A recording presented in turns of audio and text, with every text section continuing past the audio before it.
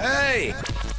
This is JJ and Alex. I made a name for myself, I told you I won't be denied. As you wrap up your day, it's time to get your fix of the teams you live for and the sports you love. This is JJ and Alex on 97.5, the KSL Sports Zone.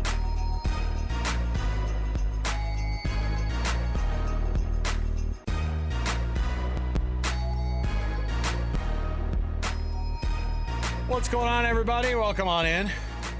JJ and Alex, 97.5, the KSL Sports Zone.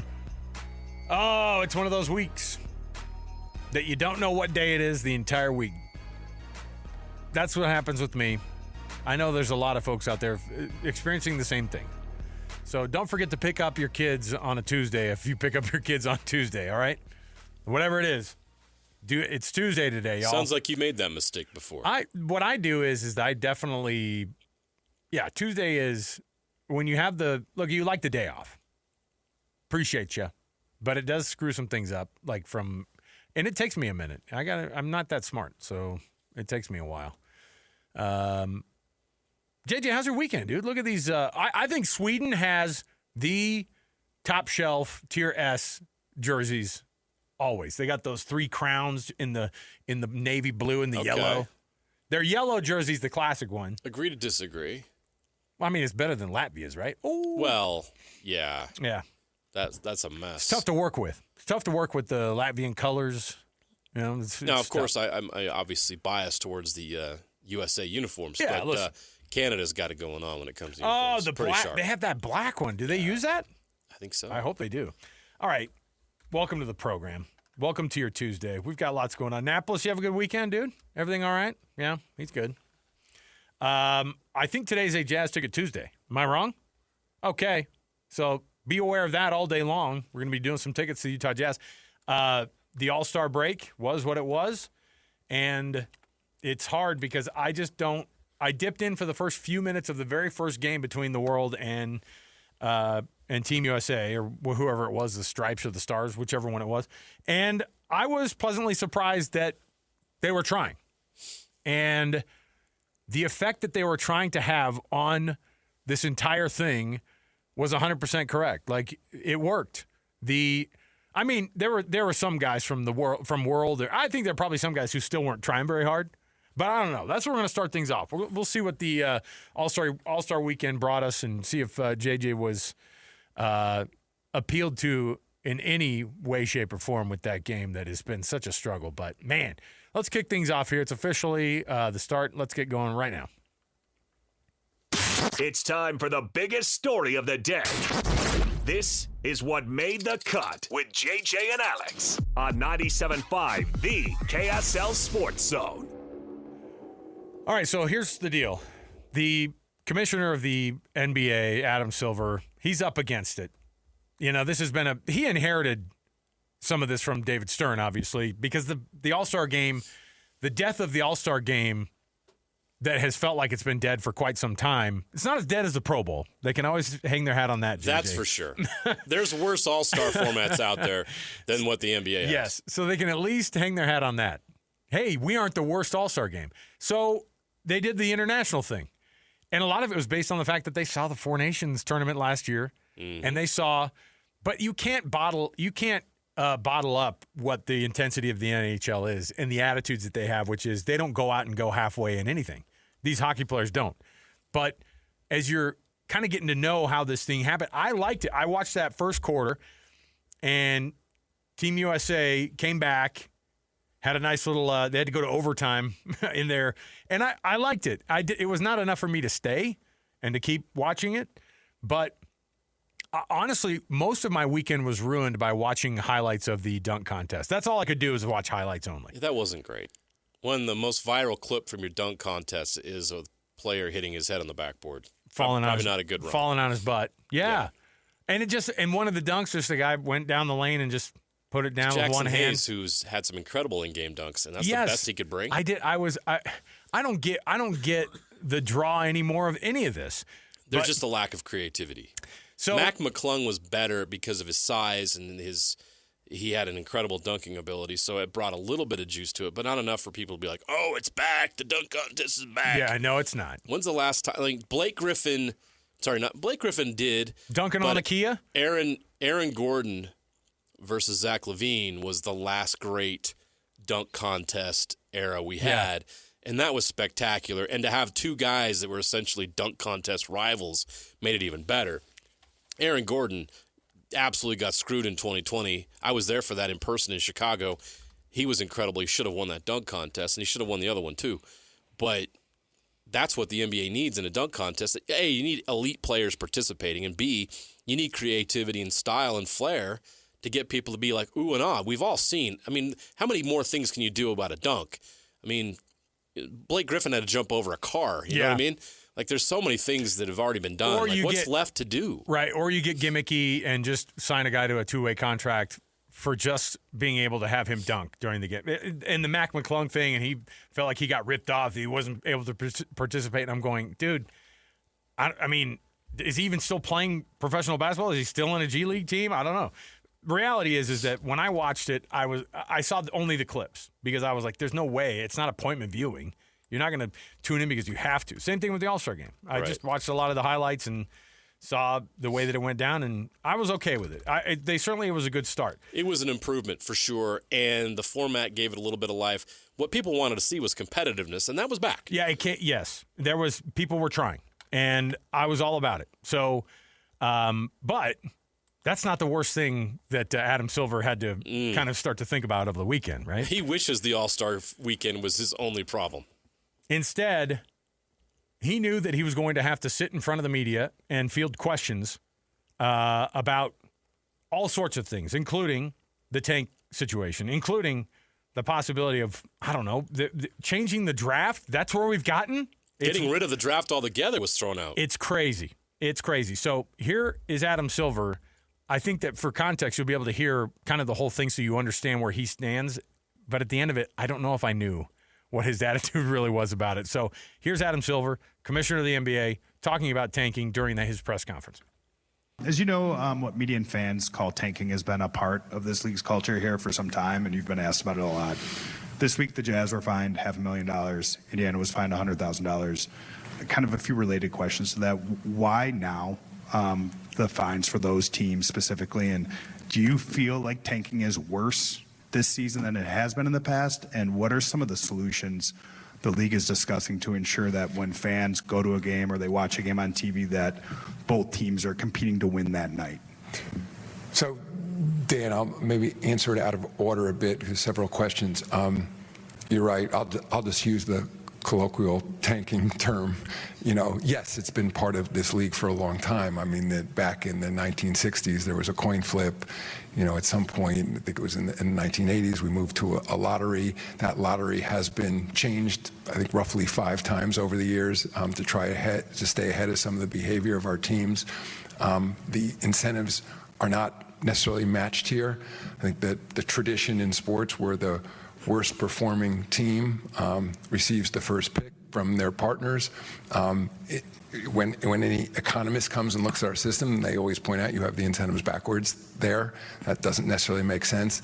I think there was a more classical view of that in the old days where it was just sort of an understanding among partners about in terms of behavior. I think what we're seeing is modern analytics where it's so clear that the incentives are misaligned. I think when you, maybe to further answer your question, are we seeing behavior that is worse this year than we've seen in recent memory? Yes, is my view, and which was what led to those fines, and not just those fines, but to my statement that we're going to be looking more closely at the totality of all the circumstances this season in terms of teams' behavior, and very intentionally wanted teams to be on notice. And there is a bit of a note when you see it quality to this. I mean, we spend a lot of time at the league office going back and forth with teams on injury reports, on coaches' decisions. It's not a position necessarily we want to be in, but I'd say also to address your question, it's not what the fans want at the end of the day, although my caveat is, and this is where teams are in a difficult place, many of you in this room have written and understandably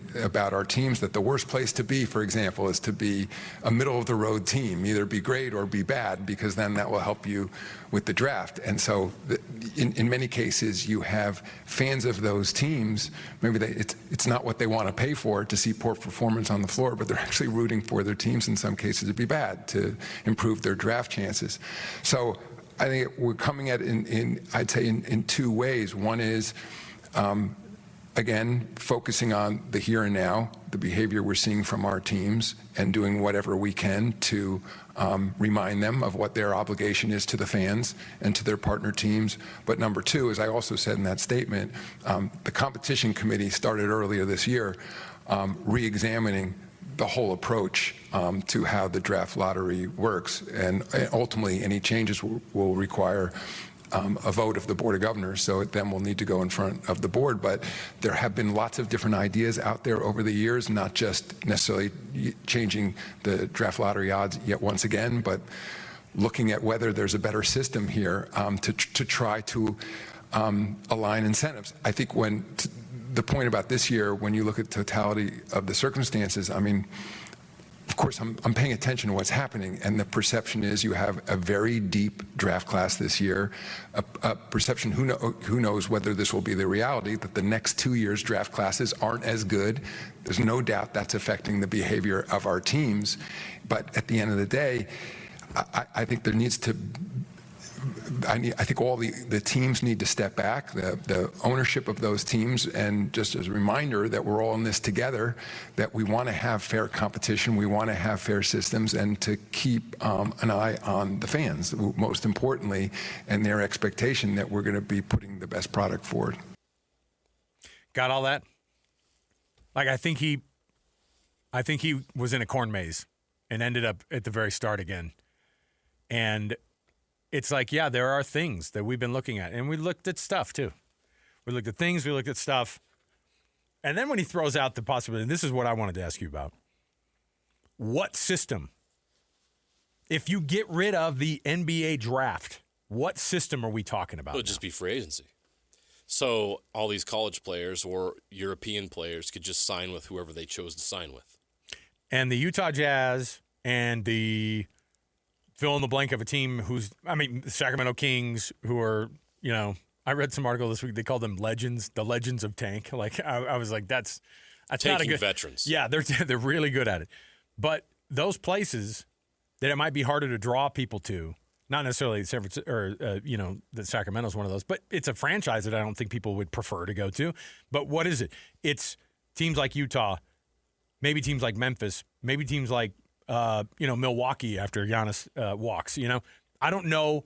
We all know who those teams are perceptually, right? The Jazz will never win. A third that. of the league would never be able to sign any players. Right. Nobody want to play with you except for the overlooked, and it would feel like college football, honestly. Yeah. Pre-NIL college football, right? The top 4 or 5 teams in the country get all the best players, and everybody else has got to figure out how to develop talent.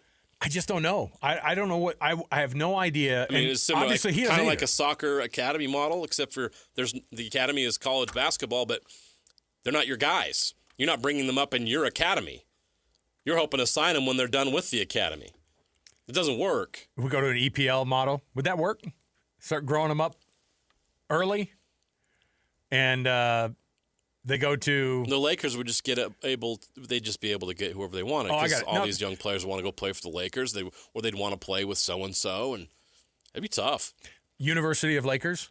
That's their new school that they go to. A draft exists for a reason, and B, the lottery exists for a reason. Yeah, to be able to spread the talent across the league, right? I don't know what the answer is. I'm not saying that we have an answer. It's not perfect. The problem is, and Napolis and I were talking about this before the show, is like they can't undo it. Like it's never going to get better. You can't just say, well, the drafts, we think now that we've threatened the fines and things like that, it's not going to get better. And the reality is, and I know that people already felt this way when we heard that the fine had popped up. And by the time it was Friday and we were talking about it, and we were kind of full steam ahead talking about that $500,000 fine for Ryan Smith. And then he fired it up, of course, with the, with his comments on Twitter and he's an owner. Like, he absolutely has the right to say this kind of stuff and be concerned about it because this is the system that's been presented to them. And you can't just say, well, it's going to get better. We're going to make it better. Unless you remove it totally? Is that an option? The answer is no, because you would see markets that just would absolutely be punished for being in a small market. There would be competitive imbalance like we've never seen before. And I get it. And they go, well, the salary cap keeps them from going too crazy. It's not Major League Baseball. But Major League Baseball has, 12 rounds of the draft or whatever it is, They develop and they develop the heck out of players, right, for a long time. And I don't think that there is a real alternative. And so it's a tough thing for him to answer. Are they going to be quote unquote looking at it more? I mean, like, what is that? I don't know. Because here's another thing to pose. It's crazy to think what you're doing. And Mark Cuban, former Mavericks owner, poses: is tanking really that big of a deal? Okay, read the tweet. Okay, because I want to hear it. Because this guy, I'll skip some of the first part. I like getting the smartest people in the room to make comments about it. And here, I loved what Mark Cuban said. So about he it. says that he tweeted this out, and he said the NBA should embrace tanking, and here's why. He says the NBA has been misguided, thinking that fans want to see their teams compete every night with a chance to win. It's never been that way. They go there for entertainment. The NBA is in the business of creating experiences for fans. Yep. So when you pay money, you expect to come away with an experience, right? I've heard Ryan Smith talk about this, where we have to provide a better experience because that's what this is about. Going to an NBA game is an experience.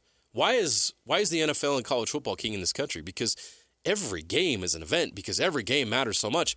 The NBA can't compete with that, but what they can compete with is creating an environment each and every game that leaves people wanting to come back for more. And that's what really people want when they go pay that money. Whether you're taking your family or your son or your daughter to a big game or you're on a date, you want an experience, and that's what makes it great, So fans know their team can't win every game. They know only one team can win a ring. What fans care about their team's record is they want is hope that they'll get better and have a chance to compete for the playoffs and then maybe a ring. The one way to get closer to that is via the draft and trades and cap room. You have a better chance of improving via all three when you tank. We didn't tank often, only a few times over 23 years. But when we did, our fans appreciated it, and it got us to where we could improve, trade up to get Luka, and improve our team. The Mavericks are a great point. Like, they did tank to get Luka. And then they tanked again to hold on to a draft pick to get Derek Lively Jr. that they would have had to convey to another team. And then they tanked last year. At the very end. To try to get in the draft, and then it paid off big time for them. Yeah, not expecting that they would get number one. Tell the Mavericks that tanking isn't work or tanking isn't good. It's made their franchise over the last decade. So when they say, like, what's more egregious for a team to do? You sit a superstar in the fourth quarter and your young guys get a bunch of minutes?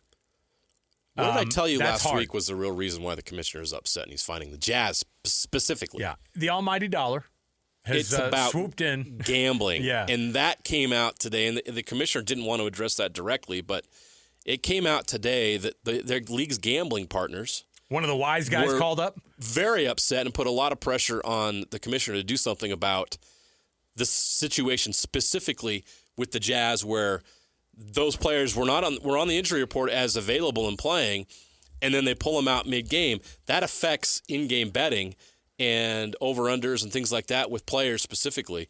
There's a lot of things, people that gamble know what I'm talking about. It impacts gamblers quite a lot, and the companies are not happy about it. And so, the NBA is in bed with some of these partners, and it's business. It's gotten to be much more of a mess. Obviously, the gambling is just like when the NBA had to count out of China because they are in business big time with China. Yeah. So they weren't going to worry about anything other than making sure China was happy. Same thing with the gambling companies. So the Jazz got fined $500K because they ticked off their gambling partners. Did you see also, speaking of bettors, I just saw this. I think it was Louisville's, I couldn't remember if it was the basketball coach or the football coach, but a angry bettor who threatened to kill him. Oh, my gosh. Over the $80,000 he lost over Louisville losing a game. Oh, man. So that guy, guess what? he got himself a guilty verdict, and he's going to go away for a minute. You know what I mean? Like, as he should. And we've seen people get upset about how the bets have gone over the years. We know that that's the case. We know that that's the thing. But it's just crazy to see that they're having to address this, and they're pretending like that's not the biggest issue. Oh, it's about competition. No, yeah, competition for the sake of being able to have a line on a game that they can actually put some money to. If tanking was a problem, they would have addressed it years and years ago. It's not a problem to the extent, and Mark Cuban brings up a great point that tanking actually helps teams get better, and that's just how it works. He finished by saying, you know who cares the least about tanking? A parent who can't afford to bring their 3 kids to a game and buy their kids a jersey of their favorite player. Tanking isn't the issue. Affordability and quality of game presentation are. And he's exactly right. And he helped that system too. Like, he was trying to turn a profit. You don't just do. Sure. He was a huge fan, but he's a businessman first. He benefited from that, but yeah, it came at a cost. You lost a lot of fans. And I know there's a lot of people here in Utah listening right now who stopped supporting and following the Jazz because they got priced out of it. What's crazy to me is that it's not just the NBA. I think ticketing across all sports has just gotten so bad. Yeah. There's no version of it. World Cup, the World Cup's in a real bad spot. They're having a hard time selling seats.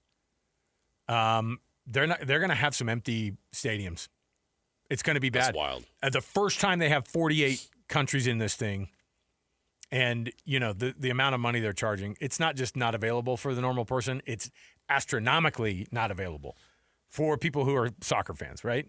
And for basketball, you're right. Go to the game, buy a jersey. What? Buy a jersey at the game? No, it's one or the other, man. I can't do both. Right. All right. First part of the show today brought to you by the good folks at U of U Health. University of Utah Health. Hope is in our DNA. Learn more at uofuhealth.org. That's uofuhealth.org. University of Utah Health, for you, for life. We're going to come back. Let's get an update from Northern Italy, from our own Sam Farnsworth, who I think is just totally fully immersed now in the language, and I think he's going to give us a couple of tips on how to speak Italian. That guy's been there for a long time, doing a lot of work over there. Same thing with all of our other colleagues at KSL 5. So we're going to talk to Sam Farnsworth here, and we'll dip in with him, and you can get an update on the Olympics and much more to go in the show too. We got Jazz tickets to give away this hour. Stay here, 97.5 KSL Sports Zone. Accessing. When TV and radio collide. Love it. Wow. This is what you get. You're listening to JJ and Alex. Don't touch that dial. On 97.5, the KSL Sports Zone. Welcome in, everybody. JJ and Alex, 97.5 the KSL Sports Zone. A little bit of Boston. Nice.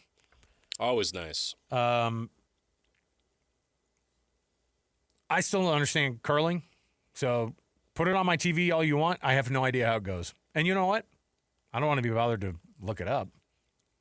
I'm like, is that a bullseye? And they're like, that's not how that works. I'm like, what? Okay. I don't get it. I still don't know any of the rules. I'm not going to sit here and pretend I do either. I did watch a cool thing about those granite stones, though. $1,000 a piece. And That's expensive. Yeah, they can only come from one quarry in Scotland. They have to be cut out of the same stone? Yep. Wow. And it reminded me a little bit of that dude in New Jersey who's got the corner of the market on mud for baseball teams and now football teams. I've had to buy some of that. I use it for footballs. So it's a secret location, and he's the only one who knows where it is. And he has all the football teams now. All the NFL is his clients now because they rub down the footballs. So you're doing it for footballs. Yes. Yeah. When they weather them, that's what you get. So, all right. Joining us on the program right now, he knows all the rules to curling. Sam Farnsworth, KSL 5 Television, on the horn here with us. Sam, have you just been totally, absolutely energy just sucked out of you out of all of this? I mean, there's so much going on, and you're having to live this double life of living in Italy for a couple of weeks and having to live in Utah at the same time on TV. How is everything holding up for you, man? It's holding, holding pattern. I've got a week left, and I can see the light at the end of the tunnel now. I mean, look, I'm not trying to make it sound like it's terrible, because I do enjoy the work that I'm doing, but you nailed it. It is tiring, and it starts to add up a little bit after a while. I've been in your shoes. It's people don't understand unless they've lived it, but What I can say is we appreciate all the work you're doing over there and the coverage you're providing. A once-in-a-lifetime event. What's been your favorite part of it so far? What have you enjoyed the most? With still a few days left, but what are you going to take away from it? It's always fun to see people win, right? And in the Olympics, winning is any of those three medals, right? You can finish second or third, and it's still like a great win. And to see the emotion and the pure raw joy that these athletes feel and experience by getting a medal, it's outstanding. And I think for me, still some of those favorite moments, the moments that are just burned into my memory that I probably won't forget, are seeing these athletes celebrate it with their families, and some of the emotion that their families have shown watching their child win a medal. And it's such a big deal at these games because 4 years ago, the last Winter Games, of course, were the COVID locked down games in China, where no family, no friends, no one was able to attend with them except for their teammates and coaches, right? So this time around, it's been really cool to see a lot of that. There's so many of these athletes that were in the games 4 years ago that now have their family here with them. And even though maybe some of them haven't even competed for a medal yet, or didn't even get a chance to compete for a medal, they still talk about how having their family with them has been the highlight. And for me as a reporter, watching them experience that with their family and sharing that emotion has been a highlight as well. I think I asked you this last week, and I'm wondering how Team USA is competing compared to with what the expectations were. I know the team pursuit on the speed skating, that was a shock that they lost, because that's just a team that doesn't lose. They've been the best in the world, bar none, and so I've been looking at Italy is having quite the they are having quite the games. I know it's at home for them, but man, they're showing up big time. And the home country usually does. I feel like we're kind of struggling though. Yeah, I'm right there with you. I think home country advantage is a real thing when it comes to the Olympics, and it's not necessarily that there's that many more, people in the crowd cheering for them, but it's just that sense of pride and that knowledge, knowing that they're doing it right in front of their home country. And everyone in Italy is watching, right? It may be in the normal winter games, not everyone's watching, but because it's on their home turf, everyone is watching. And so, yeah, I think that's elevated their performance and obviously the results as they've competed here in the Winter Games. Just, a lot of unexpected medals from the Italian team. But at the same time, you mentioned, the speed skating for the United States, and it's not just that team event that you were talking about, but it's been kind of across the board in speed skating. We've had several athletes that I thought for sure were going to go home with medals in speed skating. Casey Dawson being one of them, Aaron Jackson being one of them. So many of these athletes have not finished even on the podium, and we thought they were going to win some gold medals. And so, I think the United States has maybe underperformed a bit at these Olympic Games. We'll see what this last week holds for them, if they're able to maybe raise the bar a bit and kind of redeem themselves a little bit. But they have definitely underperformed. I think we're watching hockey with a different eye in this Olympics because of the Mammoth coming to town and all the excitement around that. And now knowing some of these guys personally and following them here. How cool was it to see Clayton Keller get a shot? He had to wait a bit, but you had a chance to talk to him after getting a chance to play for Team USA. What was that like for him? Yeah, that was awesome. That was so cool. And he was all smiles. Clayton, he's a very business guy, right? Business as usual guy. And you guys know you've seen him, you've interviewed him.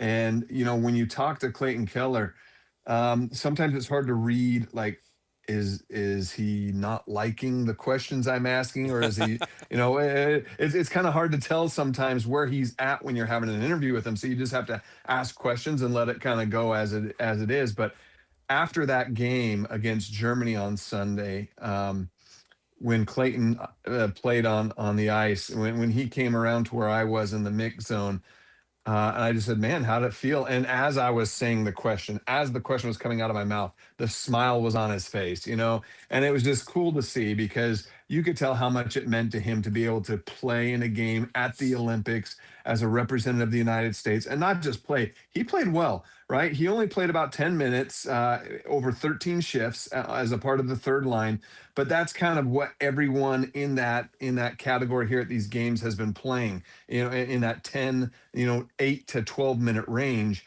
on the ice. And so he got the amount of time that his replacement would have had, and he played well. And he knew it. His teammates knew it. I talked to Dylan Larkin after the game too. Dylan Larkin was one of the guys on the line with him. And I just said, hey, what kind of a teammate is Clayton Keller? And he was basically just like, man, that guy is good. And he didn't know how good he is because he's never played with him before, really. He's like, that guy's good. And he's like, and he even admitted that Clayton set me up a couple times, especially once in the first period. I wasn't ready for it. I didn't have my stick down. It was a perfect pass. And he's like, and now I know his game. Now I know what to expect. When you're on the ice with Clayton Keller, you got to be ready for anything. And it was just kind of cool to hear his teammate talking about how good he is and how well he sets up his teammates. And so all of that combined, the way he played, the way his teammates responded with him on the ice, it's definitely reflected to head coach Mike Sullivan now, because as we saw the team practice today, he was back out there practicing with that third line again with Dylan Larkin and Tage Thompson. And all indications point to him being right back on that third line again for their quarterfinals game tomorrow. That's what I was going to say is that we just watched the end of the Sweden game, and Sweden is a tough team. And like to be a 7 seed for them, I was like, oh, that's actually a really good 7 crazy. seed. It seems wild because I think that they just had a rough go in group play. And I'm not sure how this one's going to shake out, except for, obviously Team USA is going to be a favorite on this one. But what's the reality of being able to see the U.S. and Canada together playing in that gold medal game? Certainly we have it on the women's side already, which we've totally anticipated. To have it for the men's would be really, really awesome. But what are the chances that really actually is going to happen? I think the chances are still pretty good. With the way the United States has played, the men's team has played so far through this tournament play, they've played very well. Even Sweden, I would say, is definitely a better team than Germany, but Germany's very good. Germany's got some NHLers on their team, and the United States handled Germany pretty well. They got off to a little bit of a slow start, but once things started to click, it really got going, and the United States were able to handle them well. I think defensively, we need to see a little bit more overall from this United States team, especially against Sweden. But I still like the chances of the U.S. and Canada meeting up in a gold medal match, and it's what everyone wants. The players want it on both Canada and the United States. The media that I've talked to, even media that don't represent Canada and the United States, they want to see that rematch because everyone remembers what they saw in Four Nations, right? And the emotion and everything that was there on the ice for that matchup. They want the rematch here at the Olympics. So it's important, though, for the United States not to get ahead of themselves. I don't think they will, because there are teams like Sweden and Finland. Finland's an outstanding team. They have all but one player on the roster that's in the NHL, and that one player was an NHLer. So, I mean, they're just as good and as talented, maybe not as good with depth as Canada and the United States, but they're right there with them. So you can't take any games off at this point, but I still like the odds of the U.S. and Canada meeting up in a championship. Was it a surprise that Veggie hasn't been playing much for Czechia? I thought it was because you look at the roster. Driscoll, right? Yeah, he's a good goalie. He's their number one goalie.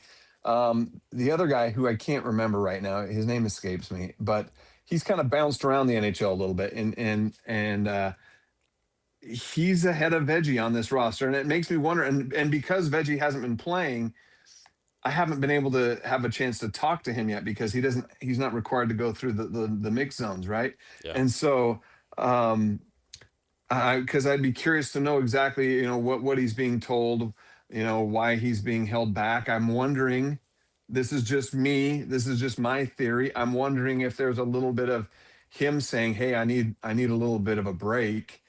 If you don't need me, give me a break. Just because the Mammoth relies so heavily on him, right? Now we're gonna have to all start asking wins, or we're all gonna have to start asking the injury questions, Sam. Like, oh, what's going on with Veggie? Like, that's right. That's where my mind went. But obviously they disclose that stuff if it really happened. Yeah, and you know what? He's helped, and he's excited to be here. He was here early. Not a lot of the NHL guys got here early. Veggie was here early enough to march in the opening ceremonies with this country, and he's definitely excited to be here. When I talked to him about a week before I left, so maybe 2.5 weeks before they left, and he was excited, pumped to be here.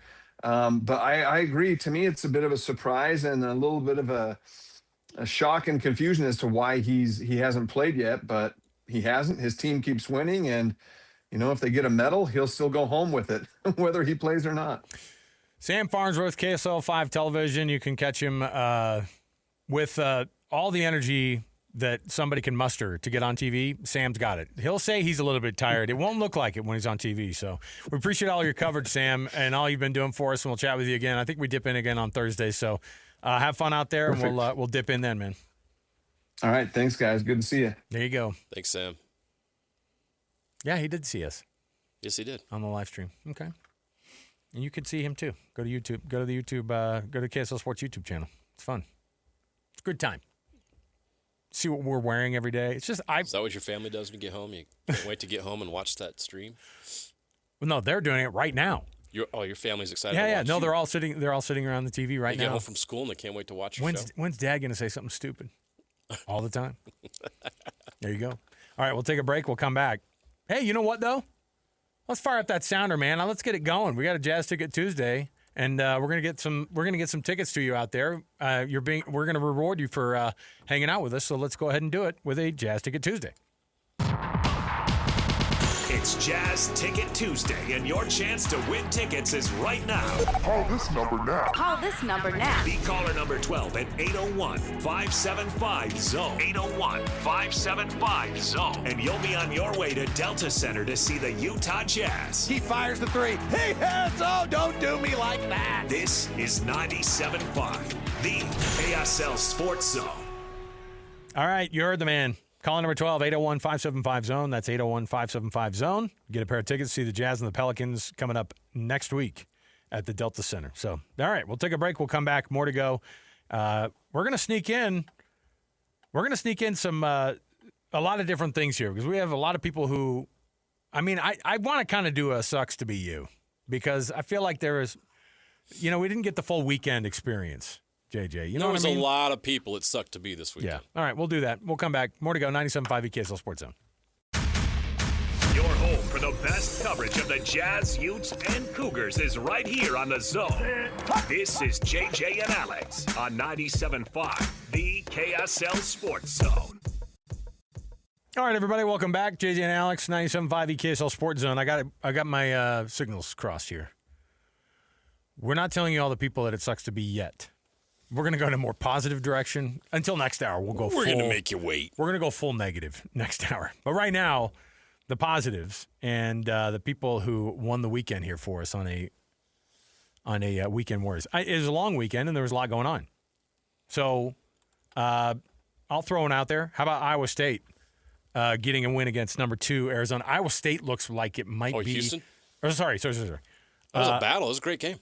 So what's wild to me is watching how crazy the Big 12 is. Mm-hmm.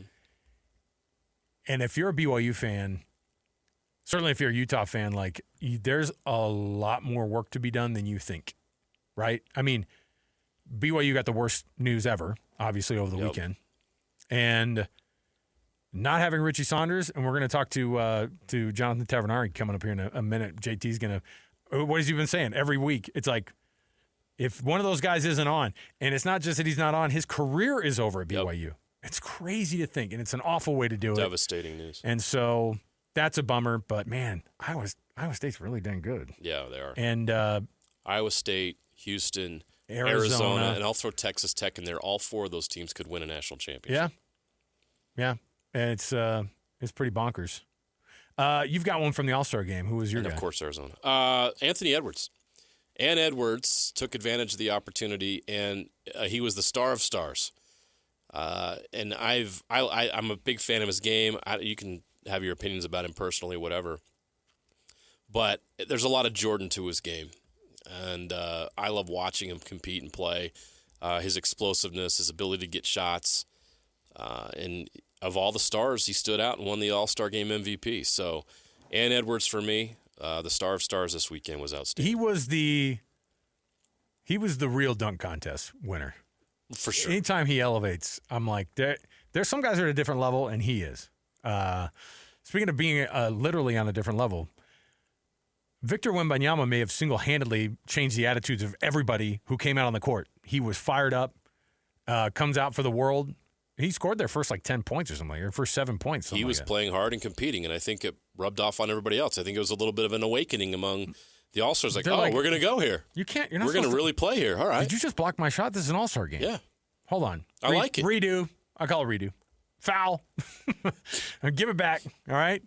And then this is probably my favorite Olympic story so far. Alana Myers-Taylor. Now, prior to this Olympics, this is her 5th Olympics. She's 41 years old. Competes in monobob and the 2-woman bobsledding event as well. And she, over her career, has won 2 bronze. So she won medals in Vancouver, a bronze in Vancouver, a silver in Sochi, a silver in Pyongyang, a silver in Beijing. And this is her 5th Olympics. That's crazy. And she pulled it off, got the gold medal, and she was able to stand on that podium. And it was so cool to watch. And I think we got the bronze in that. I say we, like all the effort I put in. Yeah. I was able to convert that into years bronze. of training on our part. Yeah, and it was cool to see her, they play the national anthem and everything. And Her husband and kid are there. Yes, you can't help but get a little bit going, man, 20 years in the making, and she got that gold medal. That's awesome. So she has a million world championships. But then when you're able to turn it around and get this done, that's why I hope that Michaela Schifrin can snag a gold medal in slalom. I don't know if she's got it mentally. There's something there. There's too many other great young skiers. It's like she's the best in the world at this event, and she's been the best forever. It's tough when somebody's been great for so long has to admit that their time is over. Yeah, that's crazy. All right, there's your weekend of winners right there. The Warriors from the weekend. We're going to take a break. We'll come back.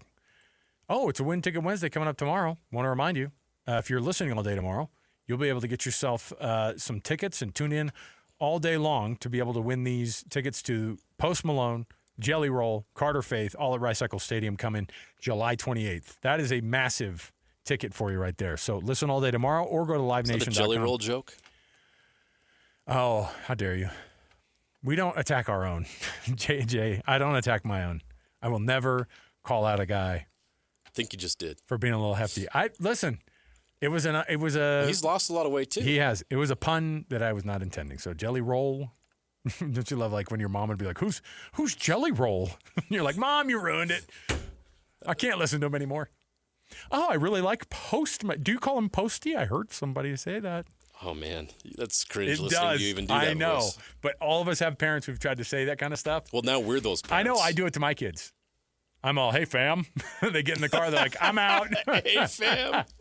They hate me when I do that. Okay. We'll take a break. We'll come back. More to go. 97.5 EKSL Sports Zone. Ladies and gentlemen, The biggest name. You're locked into JJ and Alex. With the insight and analysis on the teams you can't live without. This is 97.5, the KSL Sports Zone. Oh, is this what the kids listen to these days? See, I would turn this song on and I'd be like, oh, hey, this is a great tune, you guys. Got a nice little beat to it. And the kids would go, no, we've moved on from this song from Posty. They love Posty, but this is not even the good one, Dad. I don't even think the kids these days listen to Posty. That's how old Posty is now. All the people that grew up listening to Posty are in their 20s. Lloyd and I went on a date to the Post Malone concert one time at the NBA All Sta game. We sat next to each other on the media row. And we're like, this is great. We knew very well that we're in our 40s and we're watching this thing, okay? It's fine. It's fine. I'm like, can they turn it down a little bit? I just think it's a little too bright with the lights. We've got a lot going on in the program. Jonathan Tavernari is going to join us in just a moment here. We were just discussing BYU's playing Arizona tomorrow down in Tucson. Need I remind you the nastiness that came out of that game last year, how it ended with some reffing controversy, how the crowd responded with some of their Now, the chance it'll cost you $100,000 and BYU walking away with a win. And they host Arizona at the same place, and they're going to be Richie Saunderless. And I am terrified for BYU fans because there will be – this is – how do you respond? How do you respond to some of the worst news you can get? And it's going to be interesting on how they respond. It's going to be interesting how the bench responds and how KY coaches this team now without first team all first team Big 12 player Richie Saunders. Man, it's crazy. We're going to kick the hour off here with somebody who's going to have all the answers for us. He's Jonathan Tavernari. Let's kick off the cut right now. It's time for the biggest story of the day. This is What Made the Cut with JJ and Alex on 97.5, the KSL Sports Zone. All right, as we get you going here, and JT's nice enough to join us every week and kind of give us some and dip in here, but we've had really rough moments for this BYU team this year where they've got, obviously some adversity. JT, with Richie Saunders being out, number one, you feel for the kid and how awful that is. And number two, we've talked about how important it is to have all three of those guys going for BYU to be successful. How can they do it now? Well, first of all, Alex, JJ, and the other Alex, I need the sound cut where it says I have all the answers, because I don't think I ever heard that in my life before. We will give you that title, and I will make it. We'll turn it all over to you, because I honestly I don't know how they're going to do it. Well, so first things first, I just want to say, what an emotional weekend it was for BYU fans. You know what I mean? Start on Saturday. I'll start my weekend on Friday because, I was a part of a dinner, of an event with Jimmer and family and a few teammates. And it was emotional, man. Like seeing him talk and his career and what we meant to him and how that felt. It was touching. JJ, you see me cry a lot, so we don't have to talk about me being a melted butter, as he said in Brazil. You emotional? Never seen that before. It's only when you get poked in the eye. It's because I got poked in the eye. These aren't real tears. Just blame it on that incident. Right. Yeah. And then you fast forward to Saturday where you walk in the arena and everything is just plain white with Jimmer jerseys. And then as soon as the game starts, Richie goes down by himself. And I think all of us, we were in the BYU TV studio, and the moment he goes down, we all just gasped for air. We go, right? And so, and then you go to the first half, you see, Richie being taken, leaving the gym, and then, the retirement ceremony. And then it's a close game, and Colorado makes a close game, and BYU gave them all the chances to win the game. And, BYU was truly playing with fire that day, to then winning in overtime. And so such an emotional roller coaster I found out about the injury late on Saturday. And so, and at first thought, it's like, how do you move forward? And you are correct. I think from attack, emotionally, you can't. That's your emotional leader. That's your senior leader. Kevin Young says that Richie was the face of the Kevin Young era. I'll even go far to say that Richie was the last of the Mohicans. I don't think we're ever going to see another college player stay put for 4 years like Richie Saunders did. I hope I am, vehemently wrong with Dean Ruckert from Chimpview and that he becomes that type of player. But, in this day and age, and so there's a lot that you need to replace with Richie. On the technical side, I think you have a couple of options. You have option A, which is you completely go in on offense and you say it's a race to 130 points and we're going to see who gets there first. And you play Alexei Kostic or Tyler Murus, 20 minutes a game apiece. That's what you do. Or you turn this into, hey, we are going to load up defensively and let AJ and Rob do their thing on offense, and you play 2-3 zone defense, and you bring in Hadim Boop as a starter. I don't see a ton of other options, to be honest with you. And Keba Keita is already a little bit on the mends with a with a hand injury that Kevin Young mentioned after the game on Saturday. And then Bidu, the big man from the G League, just hasn't provided that great of a boost. And so, emotionally, I don't think you move on from Richie Saunders. You can't. Technically, either you literally shoot for the moon or, it becomes the AJ and Rob show. No one's going to be able to replace Richie. And obviously, you're going to have to lean on your two other stars. They're going to play 40 minutes a game.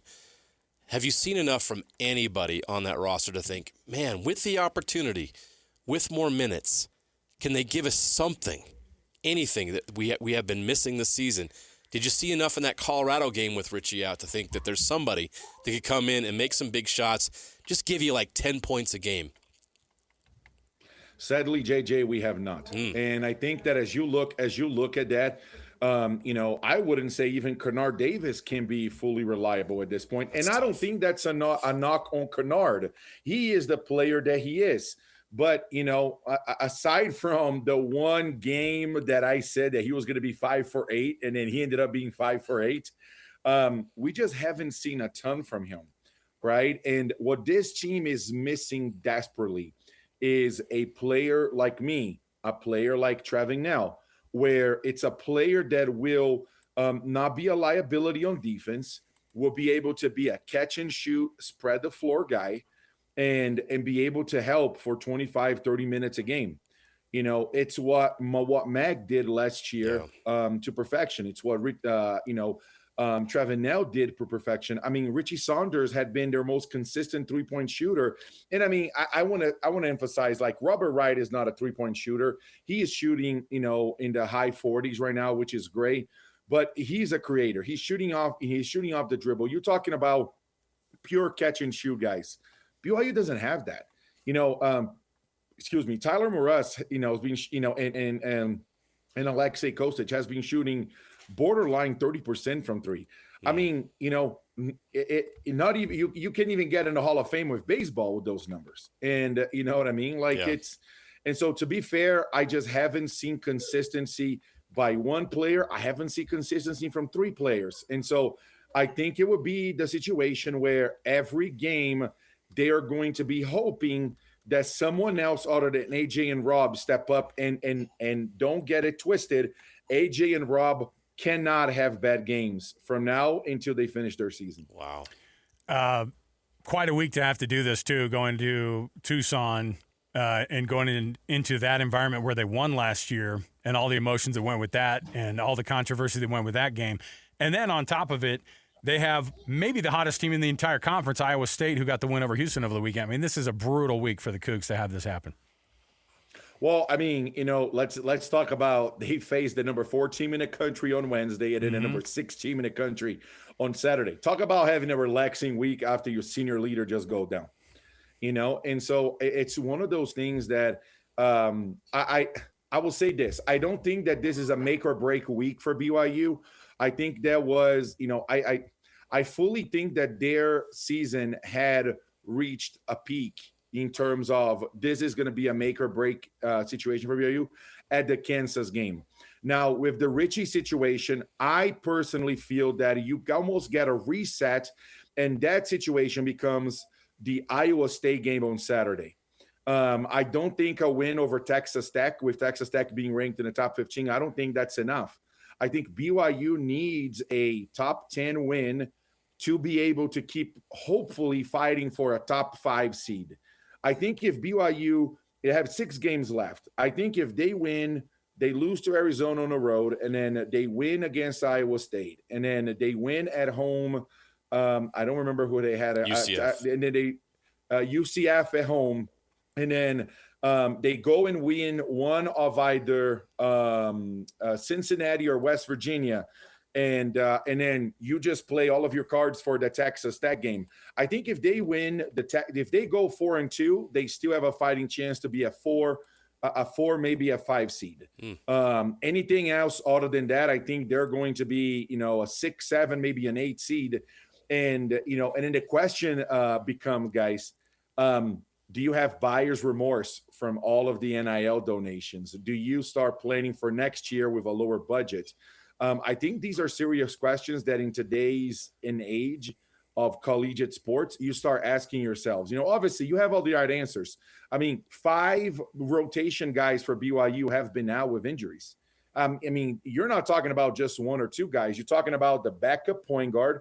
You're talking about the 6th man. You're talking about the backup center. You're talking about the backup 4-man. And you're talking about the senior leader who was arguably one of the top guards forwards in the country and had aspirations of being drafted. And so you have the right, quote unquote excuses, but will donors be able to back that up and be able to say, hey, absolutely, we're going to put another $20 million this year to see what we can do next year? I think that's a very valid question to ask. No, you bring up a great point. Obviously, you were going to go, if you had a chance to get A.J. DeBonsa, you're going to get A.J. DeBonsa. You're going to go all in and you're going to do what you have to do. I don't blame BYU one bit for that. But moving forward, you bring up a good point. What's more important right now in college basketball, to have that top star or to build depth? And how do you allocate your resources to build the right team? If you're looking around college basketball right now, who do you think has that figured out the most? Oh man, I was, until the season started, I was going to say Kansas State, and then everything happened this last week, and but I would probably say, Florida has it figured out, because Florida is looking pretty darn good this year. I thought UConn had figured out, and UConn has had a so-so year, but they're still right up there, right? And so I would say Texas Tech has figured out back-to-back years. I would say Houston has it figured out. I'll probably say, even Arizona has it figured out, because last year they were also pretty good. And so I'll probably say that, the top 5 teams in the Big 12 have it figured out. And then you probably have, the top 2 teams of each conference have figured out. Maybe 3 or, maybe depending on the conference, the SEC, you go the top 3 or 4 teams, the Big 10. But aside from that, nobody else has been a constant, just a consistent, quote unquote, blue blood in this NIL era.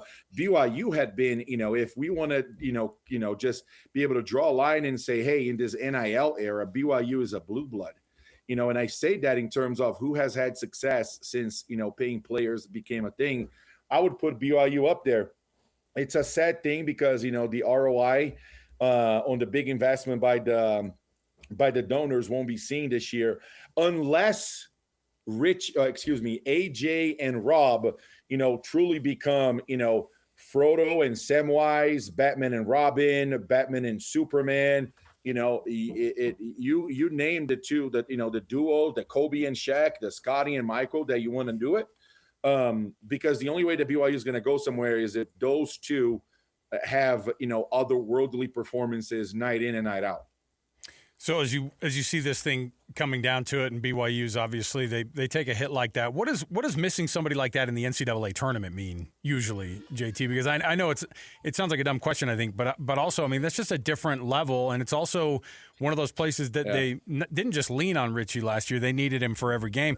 Now you have these guys, and it changes the face of the tournament, I think, for everybody. Well, and that's part of the reason why about a week and a half ago, I think right after our segment, I tweeted out about, hey, this is what my expectation is. If BYU, they have 8 games left. If they go 8-0, 7-1, 6-2, and I just went down, I broke that down. What I will say is whatever I wrote there, and I revisited today to be able to share what I shared with you guys, knock down another spot, maybe even 2. Right? BYU, I mean, JJ, how many times you were covering us and we're supposed to be a 6 seed or maybe even a 5 seed, but we always get punished because of the Sunday play. And so that's one. And then you're losing a player of Richie's magnitude, forget about it. The tournament committee will absolutely knock down BYU a seed or 2. And so at this point, if BYU goes 4-2, maybe win a game or 2 in the Big 12 tournament, expect them to be probably a 6 or 7 seed. I would be surprised if they are a 5 seed, based on those factors. Before we cut you loose, JT, I wanted to go back to Jimmer, and you're right. It was pretty cool to go down memory lane 15 years later. It's crazy it's been that long, but you had a chance to go to the thing on Friday night. I'm sure you had a lot of great moments behind the scenes. What are some of the things you can share about this past weekend that you're going to stick in your mind for for quite a long time that were pretty special for you? Well, so, I think Dave Rose said it best. The only thing that has changed about Jimmer in the last 15 years have been the fact that he developed a sense of fashion because of his wife. And so, I think that's a fair thing to say, but what I would say is, I was there the early years, JJ, when, you're covering us and he wasn't even playing. Yeah. Like I'm talking about when, you guys would sit behind when you guys were sitting behind us on the bench and Jimmer would barely come out of the floor of the bench his freshman year. Like he had a solid year, but it wasn't great. And then his sophomore year, he got a little bit better. He started some games, not all. And then it wasn't until his junior year against, against Wake Forest, against Arizona, that you truly saw what he was becoming capable of. And so to me, he and I were texting earlier today, just checking in because we're good friends. And like, I feel grateful that I was there during the early years, right? I mean, I always point out as I'm teaching my sons and as I coach my 7th grade basketball team, that's getting pretty good. We'll talk about that another day. But I always go to them and I say, look, basketball was my way out. I came here from Brazil. And if it wasn't for basketball, we wouldn't be having this conversation right now. And, I can always turn to them and tell about, Jimmer. I'm like, look, this is a guy that you all have seen in practice that, he has talked to you guys. He had to be developed. He wasn't born with it. It wasn't just like, he shows up and, he was shooting from half court. It took a lot of sacrifice, a lot of effort. And to me, the journey means, almost as much as the destination because of what you go through and you learn. And those are one of the things that you saw with Jimmer, especially in the early days when, he was just the kid from Glens Falls, the kid from upstate New York, and nobody really knew who he was. And he became someone all because of his merits and his hard work and effort and, and just attitude. Jonathan Tavernari, JT, as always, man. It's not under great circumstances this week as we had to talk about all the it's the worst to have to talk about injuries. It's just the absolute worst, and to see that kid's BYU career come to an end. Richie Saunders is just, so many people have had amazing moments watching BYU because of Richie Saunders and what he brought to this team, and it's a real bummer for that kid. And I hope that he gets it all back and he starts fighting and figures out what that pro career is going to end up looking like. And we certainly wish him the best. JT, we wish you the best too, man. And we wish your 7th grade team the best. We did this with Riley Nelson with the football side of things. He was always giving us a standings update on the Ute Conference for his boys. Well, hey, listen, a couple of things, I teased Richie and I said, the last person that you passed on the all-time scoring list was me.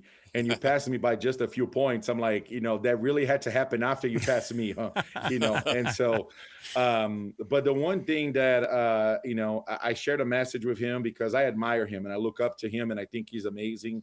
For those who have a chance to see, go to the BYU TV app and watch his, I think it's True Blue. It's Deep Blue, yeah.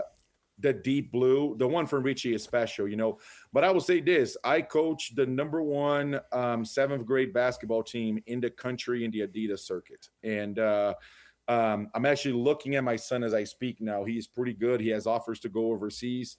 My wife has vetoed that vehemently, and and so. Which is funny because when I was 16, I left my house to come over here, and I'm like, if I hadn't done that, we wouldn't have met. And so. My team is pretty good. I have about 10 kids. I have 2 different rosters of 16 kids of the same age. And I have about 10, 12 of them that are special. I'm trying to keep them together for high school, so I can be the next Quincy Lewis and dominate high school basketball in Utah. I love there was a skosh of humility for a second where he's like, we have a pretty good 7th grade team, and then it was all, we're the number 1 team in the country. I'm coming for you, Quincy Lewis. I'm going at it.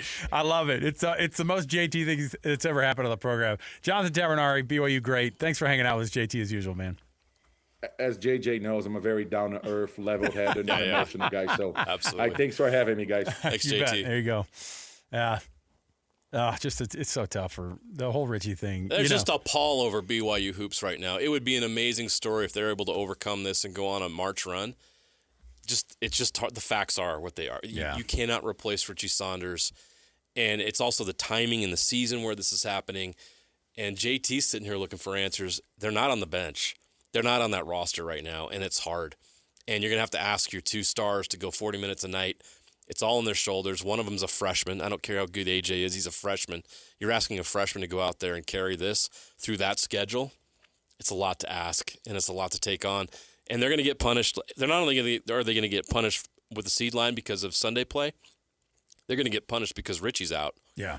I think that his belief of 6 and 7 seed is optimistic. Yeah. We were talking about that, yeah. We'll see how they go on these games, but it's going to be tough for them to hold on to that kind of a seed in that range because those 2 factors.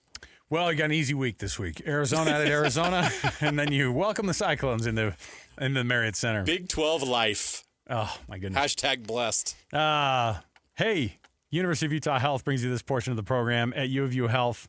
Hope is in our DNA. Learn more at uofuhealth.org. That's University of Utah Health for you, for life, uofuhealth.org. We will come back. We will chat more. We've got tons to break down. I've got a ranking in front of me, and it's not a way too early poll. It's one that is happening right now. The best college football transfer portal additions. There is a top 25 that's out, and the 2 big local teams here are both on it, and we'll tell you where exactly they are on that one.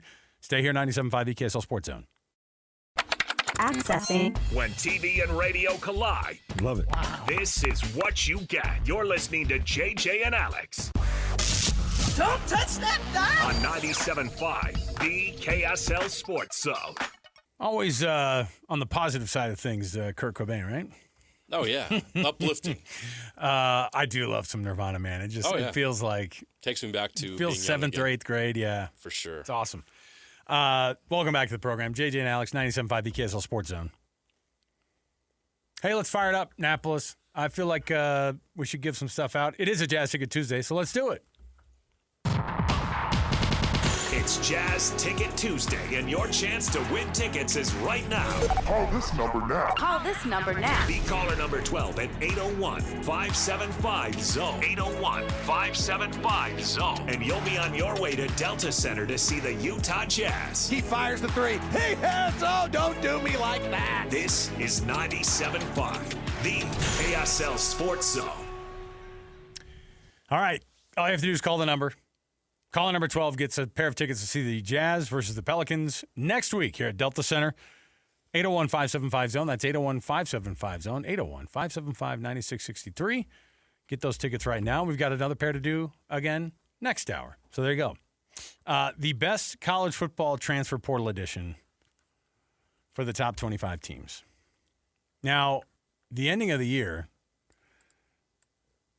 where did Utah actually end up in the actual top 25? What was the AP ranking? I want to say 15th. 15 or 14, right? Because I'm looking at this, and it's obviously changed for this. 15 sounds right? The only one that mattered is, yeah. Yeah. So was the college football out of the top 25 and how that poll finished. 14th. 14th. In the AP top 25. Okay. Obviously, the changing over the guard at the coaching staff is what it is, and with that comes some exits, and with the exits also comes you going back into the transfer portal, or maybe looking a little bit harder or finding some guys there. Utah, out of the top 25, moves down to number 25 for their transfer portal class. Now, this is all moot if everything works out. You know what I mean? And by the way, that's the case for all these. When you say, hey, that's the number 1 transfer portal class, you won't really know until the end of next year. I mean, we already said that the Will Howard move for Ohio State a couple of years ago was a bad move and ended up netting them a national championship. He just provided the stability they needed at that position with so much talent around him that it worked out for them. You know what he was? He was the Sam Darnold of no, that's mean. More like a Trent Dilfer. Why does that mean? No, because Sam I think Darnold was great. No, he was. Great story. I think he was great. And is Sam Darnold the best quarterback in the NFL? No, that's okay. Yeah, doesn't have to be. No, he doesn't. But I didn't want to dog him if Will Howard, because I think Will Howard. We were tough on Will Howard because he lost his job at Kansas State to a freshman, and then he transfers to Ohio State. And we're like, good luck. And he had luck. 25 is Utah on this list, and obviously, I think a lot of this just has to do with the fact that, you know, the changing over the coaching staff is just, it's a hard thing to try to get stability, and which is what everybody in a transfer portal wants. They want the money and they want stability, right? And if you get recruited, and Morgan Scalley is one of the best recruiters in the state, man. Like that is one of his superpowers. Proven track record. No doubt about it. And now that he's at the head coaching spot, he knows how to talk to young men and their families, and not just bring them in, but bring them in long term. It's just that the equation's changed these days, and I don't know if it's right. We won't really know if it's the worst class of the top 25 at the end of it.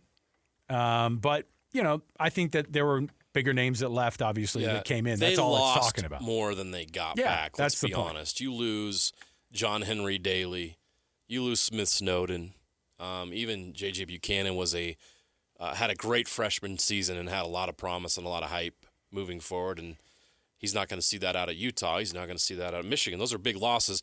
I don't think Utah got back enough in return to say they made up for those losses. Where they did improve, though, is in the receiver core. And I think if you looked at the offense last year, what was the biggest criticism of Utah's offense? They couldn't take the top off. Yeah. They just had no downfield threat whatsoever. Dallin Bentley ended up being terrific at the tight end position, and now he's going to play in the NFL because of what he did in his senior year. And then a promising guy, J.J. Buchanan, and then Ryan Davis had a great year in the slot, right? But it was possession stuff. There was no way to stretch the field with the guys they had in that offense. Some guys they brought in didn't work out to the fullest that they expected. So they went out and got Braden Pagan out of Utah State, and that's exactly what he was able to do at Utah State for the Aggies last year. Is he gave them a target that they could hit deep and in intermediate routes, but he put up a lot of numbers. And if they can get Braden Pagan to be his best, then they're going to improve there. And they also went out and got some other guys, Kyrie Scholes and Ricky Johnson from San Jose State and Mississippi State in that receiver room. Now, if that receiver group exceeds expectations, if one of those guys pops and goes for 1,000 yards for the first time in a long time, I think Darren Carrington was the last Utah player to do that, then you'll have a different view of Utah's transfer portal additions. So, other notables on the list from the Big 12, Arizona State, they put at 23, so they felt like they lost more guys than they got. Obviously, the big one was Sam Leavitt, right? I mean, that's probably the one that put them all the way down that way. Yeah, and Jordan Tyson leaves at the NFL. That's tough. And TCU loses their quarterback, Josh Hoover, which, of course, is the reason why the number one transfer portal class, according to this, out of the top 25 is Indiana. Because they get Josh Hoover. And whether or not that's going to pay off for them, great. He's a talented quarterback. And he certainly didn't have, the best time at TCU. He certainly didn't win as much as his arm probably could have given them, but that's the way it is too. There's a sneaky, before we move on from TCU, there's a sneaky addition to that quarterback room for TCU. Jaden Craig is a quarterback from Harvard. And your first thought is, Harvard? Well, good luck, buddy. I'm sure you're smart, but good luck in the Big 12. Hey, Ryan Fitzpatrick, man. There's been some guys that have played at the Ivies that have had success in the NFL, and Fitzgerald's one of them. But this guy can sling it. 6,074 yards, 63 touchdowns, just 12 interceptions in 2 years as a starter at Harvard.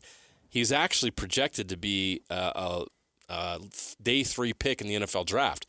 This is an NFL quarterback. That's who they added. So I know you think Josh Hoover left TCU. They're gonna not so fast. If Craig can come in and come close to matching some of that production from Hoover and take care of the ball a little bit better, that was Hoover's downfall, right? Too many picks last year. Yeah. If they can do that, then TCU isn't going away, folks. So on this same list, before we get out, BYU's at 11. They mentioned the Cade Uluave ad as one of the best linebackers, really he was probably one of the best. He was first team All ACC. They took their greatest need of losing Jack Kelly and they replaced him with a guy that I think can be as productive and has a proven track record at Cal. And he's from Utah. So as a guy who's a former Pac-12 defensive freshman of the year too. Like, you think about all the time he spanned his career. Outstanding. He's already got 240 tackles in his career. So, but BYU's 11. Michigan, they put at 18, and they say the best ad for them is John Henry Daly. And that might not be, I mean, that might be the case. Will he be ready for the season? That's what I'm asking. Like, he's coming off of what has become commonplace, the Achilles that everybody seems to be going down with these days. But they added Smith Snowden, they added J.J. Buchanan. They did lose a lot of guys because that's what happens when a coach that maybe you were with the whole time, and maybe you didn't want, maybe you saw the writing on the wall too. You see somebody transfer in and you go, I'm not going to be starting.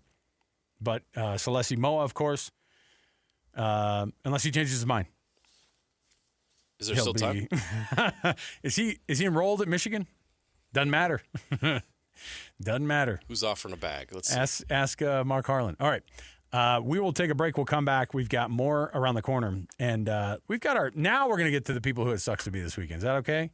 Have we had sufficient positive talk the rest of the show? We can have the people who it currently is not fun to be in the sports world.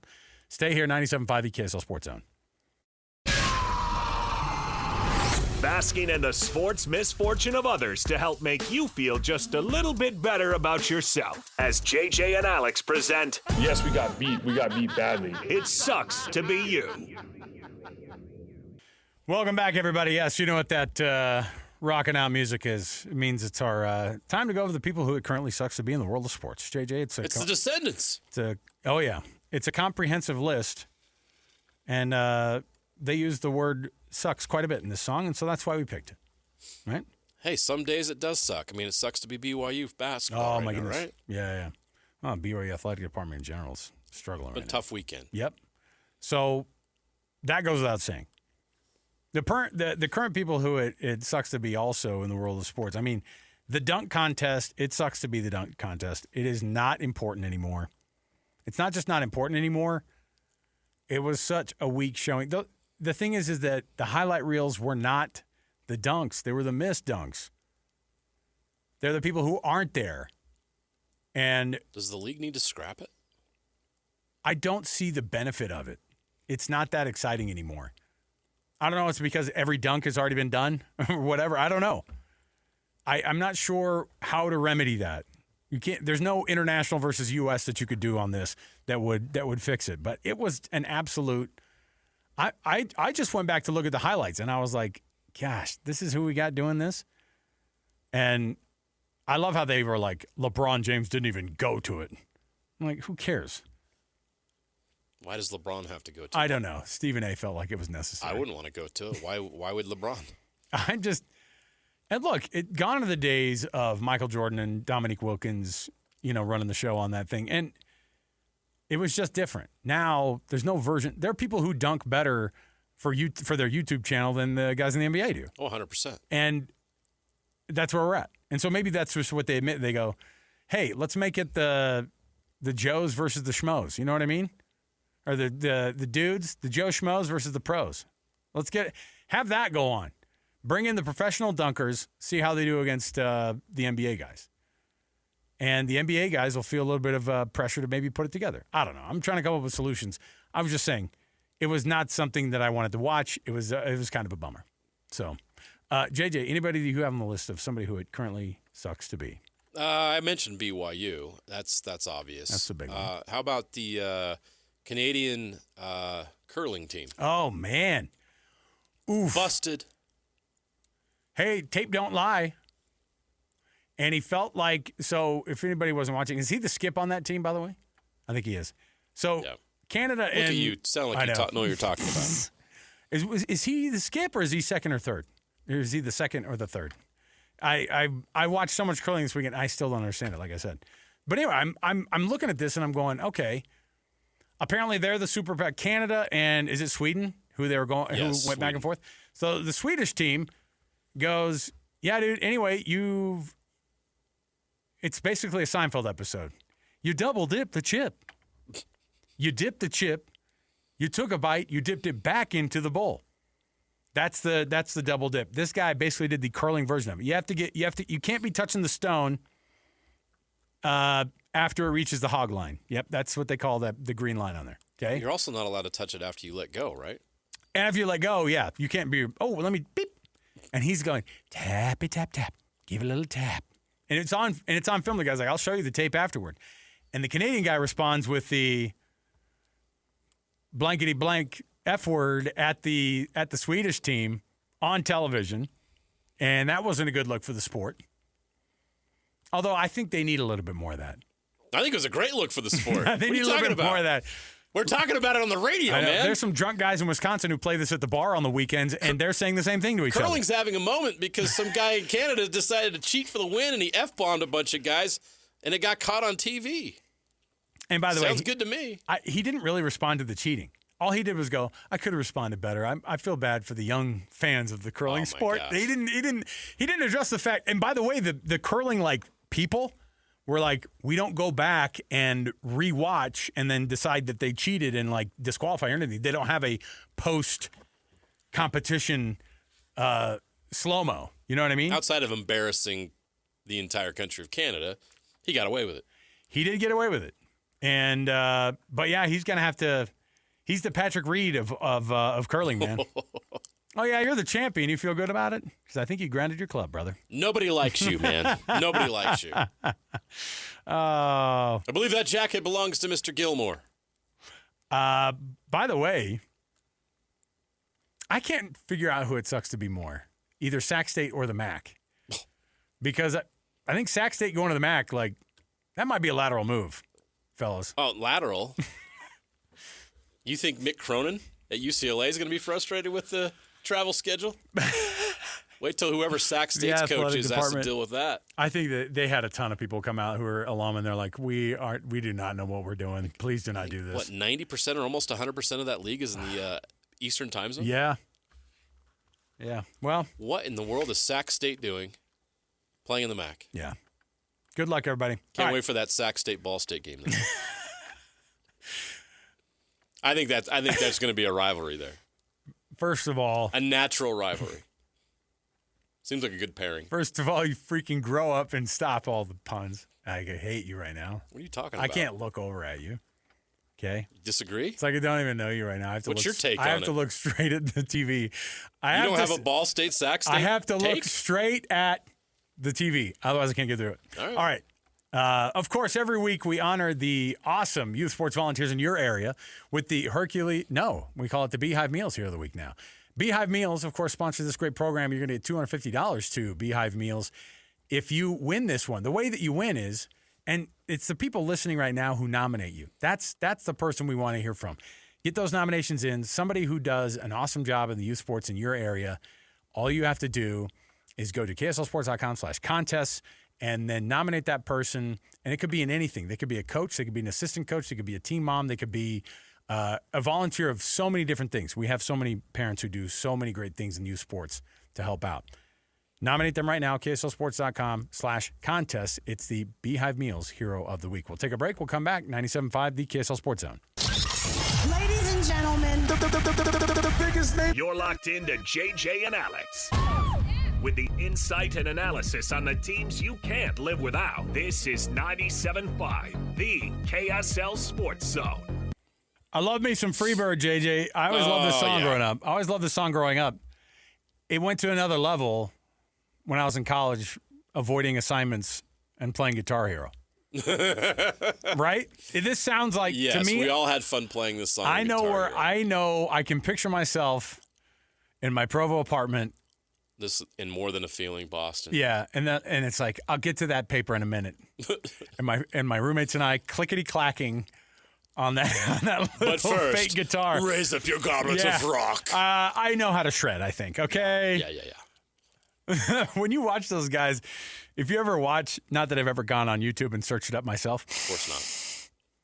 The guys who are at the times 10 level of, I don't know what's going on, we've got to convert that into something of use to the human race so that we got to tap into that resource. Fake guitar players? Just how fast and accurate they are, like the hand-eye It's not a coordination. real guitar. What's the talent here? Clickety-clack. It's hand-eye coordination. It's fake talent. Look, you plug in and you hook it up at a concert and you go, can I step in here, guys? You can get it from over the shoulder. Just because you've played 10,000 hours of Guitar Hero and you've mastered it doesn't mean you're talented. Hey, plug me in over there, guys. Ooh, my red button seems a little bit off. Can you guys? All right. Welcome to the program. Let's kick things off here. Let's talk some hockey. And, of course, nobody better than to talk about hockey with us than our own Utah Mammoth insider for KSLSports.com. It's Cole Bagley. Let's kick off the program right now. It's time for the biggest story of the day. This is what made the cut with JJ and Alex on 97.5, the KSL Sports Zone. The cut this hour brought to you by Trajan Wealth, TRAJAN Wealth.com, TrajanWealth.com for all your trusted local needs in retirement. And Cole Bagley joins us on the program as he does on a weekly basis here. And we're having a lot of fun watching these tournaments, Cole. And I was watching that game on Saturday. I was frustrated to see Team USA down 2-1 with a wild, weird goal that Denmark scored, and I didn't like the way it was going.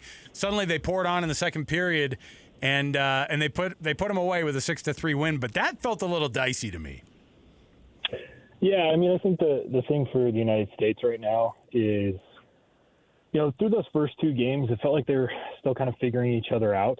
They made some new additions to the team. They had some guys playing that were not part of their not part of the roster during Four Nations, and so I was not pleased with those either. I mean, I feel like that goal that Swayman gave up near center ice was just kind of pathetic and unacceptable. Yeah. But, the thing that the United States has going for them right now is they're basically an all-star team. They're the second best team at this tournament, just minimally behind Canada. And teams are having a tough time skating with them once they get into the second and third periods. And we've seen that through all three games. We, especially saw that against Germany. The United States just kind of started to turn it up because, similar to Canada, every single player, for the most part, on this United States roster is an all-star level type player. And, when you're going 60 minutes, those guys are going to wear you down, not only with, how good they are individually, but as a team, because they move the puck incredibly well, all four lines, offensively, and, of course, all three defensive pairings. Any of those guys can burn you and light up the scoreboard. So, yeah, it wasn't a great start necessarily to the tournament, but they started to figure things out against Germany, and I think if they can continue to play that way and build upon how they approach that game, they'll have a chance to not only play for gold, but I think to give Canada a run for their money. Well, now it's single elimination. Things get serious, and their opponent in the quarterfinals is Sweden. I don't think you could draw a tougher 7 seed than Sweden. Does Sweden have a chance to upset the Americans in the quarterfinals? They sure do. Guys like William Nylander and Gabriel Landeskog and a handful of other really, really talented NHL players on this team. It's the knockout stages, right? Like, you have one bad period or you have a bad start and suddenly you're trailing 2-0. Yeah, I mean, a team like Sweden absolutely has the firepower and the means to knock off the United States. And, I still am not fully convinced at this point that we are going to get a gold medal game between the United States and Canada, because teams like Sweden and Finland, they look dangerous. And one bad puck bounce, one missed shift, and you're going home. So United States, I mean, it's almost like a trap game. Like, this is a dangerous team that they're going to have to take really seriously. And if they want to win, they're going to have to play their best hockey of the tournament so far. I think you said there was one guy on all of Sweden's roster that's not in the NHL. And these guys, yeah, I look at Nylander and I'm going, oh, this guy, man. And they were getting chippy against Latvia today. JJ and I were watching it just as we came in the studio. It was ending, and they were not letting up. Like, it was 4-1 with like a minute left, and or with like 2 minutes left, and they're like, don't care, we're gonna still keep punching in. They punched in a fifth goal, and they are really good. The quality of hockey at this tournament has just been really, really good so far. Canada, who did they hang the 10 spot on this weekend? It was 10-2. I can't. It's escaping me who they lost or who they beat. It was France. It was France. 10-2. They look like the bad guys in the Mighty Ducks movies. Yeah, they're basically the Monstars. Like, all of their lines are just insanely good. I mean, you've got to deal with Sidney Crosby, Connor McDavid, Cale Makar, Brad Marchand. Like, the list just goes on and on. Mitch Marner, like Braden Point. I mean, it legitimately is. This might be the best Olympic team to ever take the ice in the history of the Olympics. Wow. Is Team Canada. They are that good. And I do think that we are on a pretty solid trajectory for USA and Canada. But and if that ends up being the case, the United States are the underdogs in that scenario. Not significant, but it would take an upset for the USA to win gold. When you look at that matchup, well, not to get too far ahead of ourselves, but we can get away with that because we're not involved directly. Hey, they're the ones who filmed all the commercials that are basically That's just true. us versus them. Okay, fair enough. Kind of deal. So there you go. If we do see a Canada-USA matchup, obviously Canada has more firepower than anybody, but their weakness is probably defensively and in between the pipes, right? USA seems to be completely opposite. Is that why you believe the U.S. built their roster the way they did so they can counter that just incredibly powerful offensive attack that Canada has? Do you think that played into their decision-making with the roster? Yeah, I mean, that's absolutely where the United States has an advantage.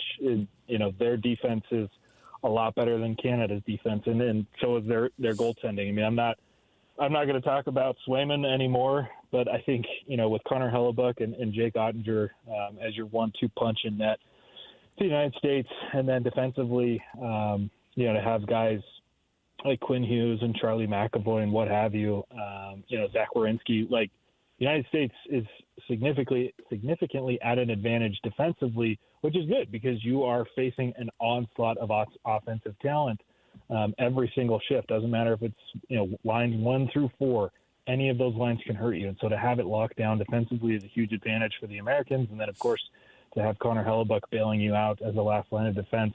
Offensively, they're not too far behind Canada, but, when you're looking at these things on paper, it's certainly an advantage for the Canadians up front. So, yeah, I do like how this Team USA roster is constructed. It was exciting to see Clayton Keller get into the game the other day, and he's projected to play against Sweden tomorrow. So we'll see how things go. But like I said, the United States just has to keep building on the way that they played Germany. Yeah, how did you think that Clayton Keller did in the 10 minutes he got first time on the ice for the games? He looked pretty dang solid. Yeah, he played his tail off. He came in with fresh legs. He came in with, a chip on his shoulder and something to prove, and he played his game. Mammoth fans are very familiar with his style, which is, he's a facilitator, right? I think he's one of the elite maestros in the National Hockey League, the way that he's able to, just possess the puck very confidently. He never seems rattled. He had really good zone entries. He had good, possessions in the O zone. And then, he didn't register a point on Tage Thompson's goal, but he made that goal possible. He had a strong zone entry. He got a shot on net. He helped, the team and the offense reload the puck. And then what he did is he went and he battled right in front of the net. He drew 2 German defensemen, opened up the lane, and then Tage blasted one right on frame, and it ends up in the back of the net. So, yeah, I am not surprised whatsoever that Keller, is projected to stay in the lineup. I think that Kyle Connor has just kind of been a little bit of a dud on that line. That's who he replaced. He just hasn't been invested. Whereas, Keller is a very, very, very competitive guy. It's one of those things that with professional athletes, there's your star players and there's your elite star players. And I think the separation is how competitive are those dudes, right? Your Kobe Bryants, your Michael Jordans, your LeBron James. Clayton Keller has that level of competitiveness, within him. And so, yeah, he played well, and I'm hoping that those projections hold true and that we see him playing again for the Stars and Stripes tomorrow. Well, for Mammoth fans that can't wait to see their team back on the ice, we're only 8 days away from that. And when they come back, it looks like they're going to get some guys back. You were at practice today, and what's the latest on the injury situation?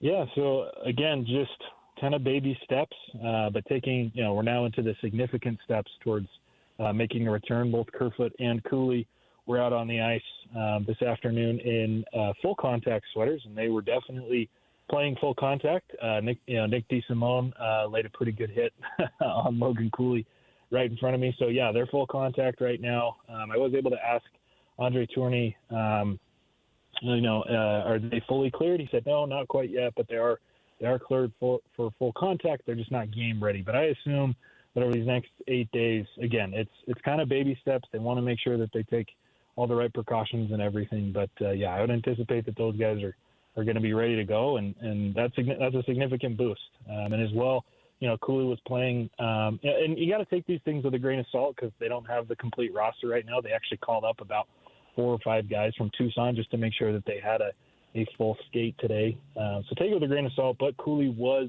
skating on a line consistently with Jack McBain and Dylan Gunther. That goes back to the Coyotes days. They played a little bit together, and I think last year they may have had a few games together. So we'll see what ends up happening. But yeah, it continues to trend in a positive way.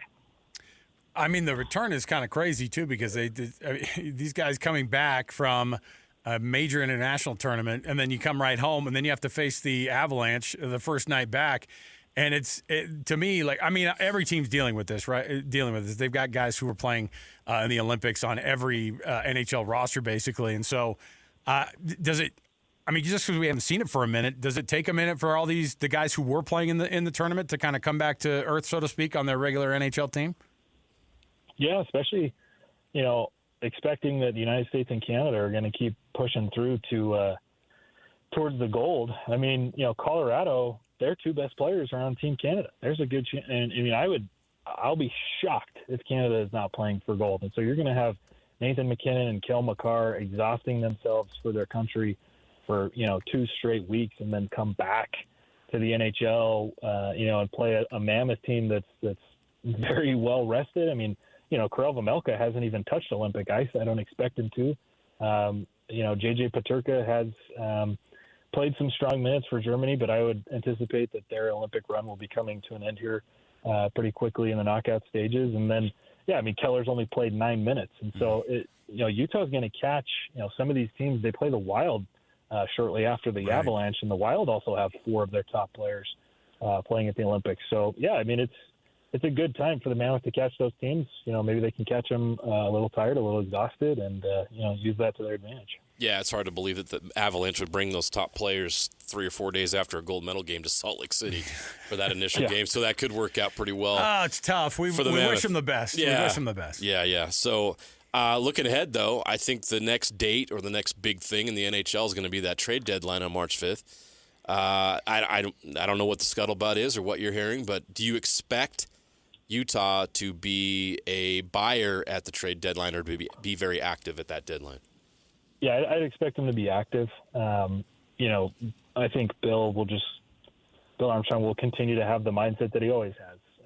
He's always looking to make this team better. That's his job. He wakes up every day looking for new avenues and looking for ways that he can help improve this team. And I would expect him to definitely be more active than we saw a year ago.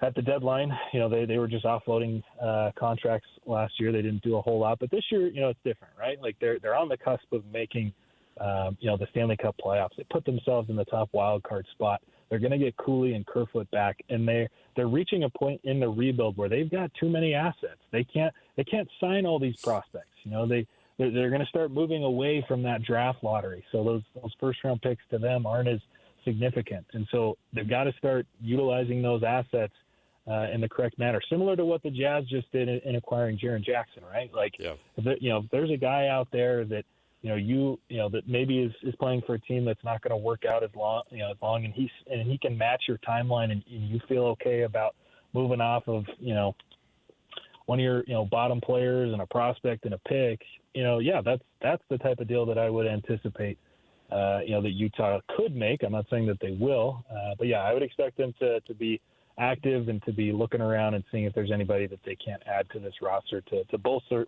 their chances of making the playoffs. Team USA fires it up tomorrow against Sweden at 1:30 here Mountain Time, and so lots of I like the tournament too because they're playing like pretty late into the evenings. I mean, for them, right? I mean, you're going to 10:30, 11 o'clock at night for these games, and it's great for us because it's actually. If you want to get up and watch the skiing events, see you at 2 a.m. So this is a good one for us because it's in the middle of the regular part of the day for us to be able to watch. Cole Bagley, of course, our Utah Mammoth insider for KSLSports.com, joining us courtesy of the good folks at Hercules First Federal Credit Union, growing stronger together. Cole, we'll chat with you again, man. We're excited for Team USA and for the Mammoth. All of it, man. Thanks for keeping us dialed in. Yeah, keep that Freebird coming on those intros. Yeah, man. Absolutely. Yeah. Top 5 rock song of all time. Agree or disagree? Yes, sir. Good stuff. It's good stuff. That's a song I know. I might be young, but that's a song that I know. Look at that. Okay, stop it with the you're old and I'm young stuff. All right. Nice dig at the You end were there. this It's close. called a chirp, boys. I know. I got it. Chuck is chirping. You were this I got close. A chirp. That's the way you're going to leave us? I love it. Cole, Absolutely. have a great week, man. We appreciate it. We'll talk to you again. Have a good one, fellas. There you go. Thanks, now, Cole, for by the ruining way, my day. he is a guy. I mean, he's in that age range of guys who would definitely beat all of us at Guitar Hero. I mean, come on. It's wild. We got to get to a break here. Yeah, I didn't think about it. I mean, everybody's got to deal with the coming back from the tournament thing, but like the Avalanche, their two best players. The best teams will be the most effective. Just go to overtime with Team USA in the gold medal game, and everybody needs to be just absolutely wasted at the end of this tournament, and then you go, boom. Mammoth are at the advantage there because and Clayton Keller hasn't played a lot of I minutes. know. He may be fresh and ready to go for that Wednesday game. He will be. Sneak a couple points against the Avalanche at home. Why not? I wonder if Cools is actually on target Sounds to come good. right back. No restrictions. 8 days out. Yeah. I think he's going to be able to play. It'll be telling when we start to get a little bit closer, and then we see those official injury reports, and then boom, see Cools back on the ice will be really great for that run. If they were in the Pacific Division, by the way, of the Western Conference, they'd be tied with the Edmonton Oilers for second place. Yeah. That's how friggin' wild the. Would you rather play the Golden Knights in the first round or the Seattle Kraken? That would have been their option. But they don't have that option. No, because they are 13 points behind the Dallas Stars, who are in second for the third place in the Central. Oh, third place. Wow, sorry. they're actually ahead of the Stars. Oh, that's right. Yeah, that's right. 77. And I think and the Avalanche cracked the 80-point mark before Yes, they the did. Olympic break. So 83 points. They've kind of taken their foot off the gas, and they can. Actually, only 5 points ahead of the Wild. Yeah, the Wild are playing great hockey. Isn't that crazy that the Wild have gotten that close to them? All right, here's what we're going to do. Take a break. We'll come back. We have, an NFL Blitz around the corner. Yeah, the NFL keeps rolling. And big-time move for one of the best wide receivers who's going to be on the market. I wonder how good he still is, but we'll talk about the Tyreek Hill situation and all the things that the Dolphins are going through right now to move in a very different direction. So stay here, 97.5 KSL Sports Zone. All the latest news and notes from the league and the locals in the NFL. JJ and Alex bring you the NFL Blitz on 97.5, the KSL Sports Zone. All right, everybody, welcome back. You know what that music means. NFL Blitz on the program. And it's also time for us to tell you that the University of Utah Health sponsors this portion of the program. University of Utah Health, hope is in our DNA. Learn more at uofuhealth.org. That's uofuhealth.org. University of Utah, for you, for life. Tyreek Hill got released or got waived over the weekend. No surprise. Not a surprise. I was also, I watched some of these. I told you I saw some futures on, not that I look into this stuff. It just popped up. Okay? Sure. I don't have a guy that I call. Sure. All right. There are a lot of people who think that that Tua will likely also be on the market and will end up as the starting quarterback not anybody's, frankly, Arizona Cardinals. Oh, the Cardinals. As they probably likely will shop around young Kyler Murray. If you're getting off Kyler Murray, why would you get on Tua? I think that they just wanted some kind of something solid, which I don't think you get with Tua, but I if think they Tua's do. 100% at his best with the right pairing Yeah, of 100, coach, 102 QBR, like it's really good over the he past had a 3 years. special year, which got him that extension. Yeah, but last year threw 18 picks or whatever it was. He's just been so battered. Lost the job to so beat up. Quinn Ewers. Yeah. So I don't know what that's going to look like, but the Dolphins have officially moved into Saints territory of let's start losing some football games, y'all. Who's the top quarterback in the 2026 draft? Oh, it's got to be the Arch. Or 2027, I should say. Yeah, isn't that crazy? I know the 2026, that's Fernando Mendoza, but he's going to be a Raider. He's going to be a Raider. I cannot imagine a more clean cut. Raiders. I love the tradition here that Mr. Davis has created. Yes. Just the funniest thing. Please. I want it. Bring some. I'm committed to excellence. Yeah, bring some positive vibes to Raiderland. Well, I think he's exactly what the Raiders need. I don't know how good of a football player he is, to be honest. We'll find out. I know. I'm not saying. I mean, you watched Tua in college. What did you expect Tua to be when he got in the pros? Yeah, a lot better. Well, if you actually thought about it, he didn't get better at Alabama. No, it's true. And then he got hurt really bad. Yeah. It was kind of a sign of things to come. Well, but you've seen the dramatic improvement of Fernando Mendoza over the years. I think he's going to get better. Yeah. Shifting around for these jobs in the NFC West, by the way. So here's how it goes. You have the Seahawks, who are now going to be getting Brian Fleury, he's going to be the new offensive coordinator, of course, because their offensive coordinator Clint Kubiak. Yep. Gosh, I was like, every important. He's now the head coach of the Raiders. And so that had to be shifted around. And so I always love when you steal a coach from one of your other. So I think he was a passing game coordinator. Late in the cycle too. Or no, he's a run game coordinator for the 49ers, which is great because bringing a guy who's run heavy or like, the run first kind of guy, they got a great backfield. And they have a really good quarterback. Well, but he's not the best. He's top 15. What's going to happen to Kenneth Walker? Don't know what's going to happen with that guy. And they're not going to tag him. Charbonnet has an ACL. He's not going to be ready to start the season. Well, he doesn't have an ACL. That's the problem. He has an ACL. He's out. Him and Lindsey Vonn, they're like, I lost it. Do you know where it is? It's completely obliterated. Excuse me. It is gone. vaporized. They looked and it left. So there you go. The trading around of coaches is always going on. It's always good. Now, this one was really funny. Remember how I'm actually pissed about this because the NFL and the grades that they get by the Players Association from the anonymous players that they poll, the NFLPA. Yes. And the NFLPA keeps these teams kind of honest because it's like, hey, I mean, the Chiefs are like, man, we got a great team. We have an awesome family here. The food is terrible. There are rats in the locker room. Like they get like an F for their facilities. You find out the like world champions aren't acting like world champions. Right. And so, lo and behold, after years of being ridiculed, these owners do not like being called out. This is the exact reason why they did it. And the NFL actually won its grievance against the NFL Players Association, so they can't publish the player report cards. Now, it'll be circulated in the league, but that's no fun. I want to know who has rings in the toilet that they haven't cleaned yet. Why doesn't the league own that? Why are they trying to hide?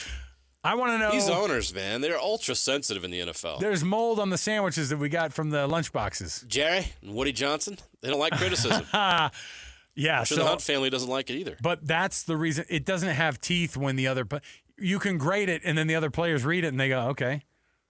It's not about that. It's about exposing these teams that are getting billions of dollars in revenue shares from the league, or at the very least, those billions of dollars are turned into hundreds and hundreds of millions. And I know it's a shock, JJ, but these teams are operating in the black. Yeah. College football teams and athletic departments are studying the NFL guys very closely and trying to notice what's their secret. Well, it's the most important thing that people are watching on TV across the land. Shared revenue. That helps, yes, obviously. Anyway, bottom line is I'm bummed because then we won't. Just leak it. Can we just leak it? I guarantee. Somebody will. Just let it happen. They have to. They have to do it. Because you don't leak it, then we're not going to be able to see the grades, and then we can't call out your owners to get better. Because I guarantee what happened was they at least put some rat traps out in the Chiefs' locker room after all that. Hey, we should probably put some of these poison pellets in the corner here in Patrick's locker. He's been getting some mice. Like, that's weird, right? Yeah. Anyway, the NFLPA doesn't feel like it has a lot of teeth sometimes, and this is why. I think they're the union that gets pushed around the most of all the professional unions that are trying to be partners with their professional leagues. I think the NFLPA gets pushed around quite a bit. So, wish it was a little bit better for the sake of the coaches. Yeah, but what will happen to Kenneth Walker III? Because it looks like the Seahawks are not going to use a franchise tag on their Super Bowl MVP. You know how this goes, JJ. The MVP or whomever, really great players on awesome teams, They win a Super Bowl, and then they go get paid somewhere else. Yeah, and it usually doesn't work out very well for them. Grass isn't always greener. No, for sure. But that's the league and that's the business. You gotta go where the money is, especially a running back whose lifespan is short. And Kenneth Walker's already had his share of injuries. So, Kenneth Walker, go get that bag. You'll always be a Super Bowl champion. You'll always be an MVP, and I'm sure Seahawks fans will always love you. But go get paid. Yeah, I always hate to see it all. I was a kid when Larry Brown turned his NFL MVP or his Super Bowl MVP into a bunch of money. Who was the team that he went to that really blew it? Any recollection? It was it's the Raiders. He goes to the Raiders. They pay him all this money, and then he sucked. Joke's on them. And I remember watching it. We were all watching it happen, and we were like, everybody knows who watches these Cowboy games every week. They're like, Larry Brown's not that good. Right. Doesn't matter. NFL Super Bowl MVP and 2 picks against Neil O'Donnell. And there you go. So he wasn't actually that good. And it ended up being worse for him. And he got cut, I think, 2 years after. All right. I told you that Derek Carr is kicking around the idea of coming back. He says he will go to a Super Bowl contender. Oh. I will unretire if I can go to a Super Bowl contender. And who is that? The thing is like, just look at the Seahawks and what we were talking about with that team last year. We were not saying Super Bowl contender. We were saying second or third in the NFC West. I didn't think they would make the playoffs. That's fair. Like I was going to be ecstatic if they would go 8-9 on the season. Oh, good. They can put something together here. They got this young core. Darnold, I think he's okay. He can stick it together, or maybe he leaves and goes to another team and they get some Aaron other Rodgers guy. retires, do the Steelers go after him? Do the Colts go after him temporarily? Oddsmakers also have Aaron Rodgers as the guy in Pittsburgh. They think it's going to happen again. Okay. I don't think he'll be able to give it up either. I'm just looking for a team for. Is it the Vikings? That's what they said. Vikings. That was one of the teams mentioned. Yes, the Vikings are mentioned. But how much of a Super Bowl contender are they? Because they won. How many games did they win this year? 9. They went 9-8. Okay, they were 14-3 the year before. They're only half game away from making the playoffs. But J.J. McCarthy does not give you a chance to win. He might be the worst quarterback in the league. Is that mean to say? Is that inaccurate? It wasn't last year. No, his numbers among were starters. Yes. The worst of all the starters in the NFL. Maybe he dealt with some injuries and blah, blah, blah over the first part of his career here, but man. Justin Fields? Fair enough, but I mean, the Jets don't matter. You know, it was interesting. No one cares. Hey, same people put Kyler Murray on that Jets team. Dude, I think it's because they would just try it. They would fail upward again. Who wants to be the quarterback of the Jets at this point? I don't know. Not who's signing up for that? Not what's his name, who basically went to court to try to avoid it. Right? Yeah. It was who was it? It was the dude who got the extra year to Chambliss. Yeah, Trinidad Chambliss. He's like, peace out. I'm not going to the Jets. Joke's on him. It'll be the second pick next year, and he'll go to the Jets. Yep. So there you go. All right. We'll come back and we'll get to our best and worst. And we'll wrap it up there. I got some tickets, though. It's a Jazz Ticket Tuesday. You know what that means. Get those phones ready. Let's get some tickets here. Annapolis?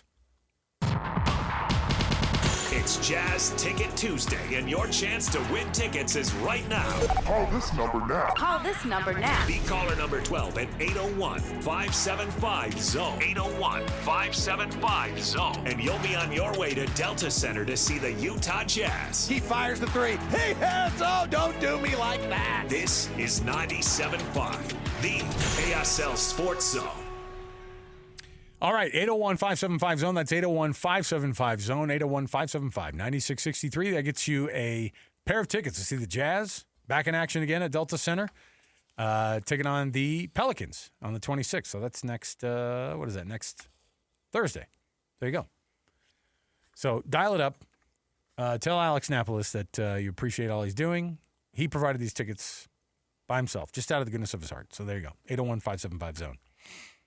You know what's disappointing to explain to kids, JJ? What's that? That the gold medals aren't like anywhere near all gold. Oh. Like. Yeah. It's the most important. Everyone knows that, right? Yeah. That they're just kind of gold plated. Yeah. Okay. Hold on. Let's look it up. So gold medal, actual medal makeup. Okay. Let's see here. You ready for this? Yeah. Oh, it's it looks like it's 6 grams of 24 karat gold, and the rest is filled with peanut butter. I did see those Hershey's ones. Did you see that? I actually wanted that more than an actual medal. Yeah, I saw the I was ads. like, gosh, where am I getting that? Do they have those for sale? Solid milk They chocolate. better. Anyway, actually kind of shocked.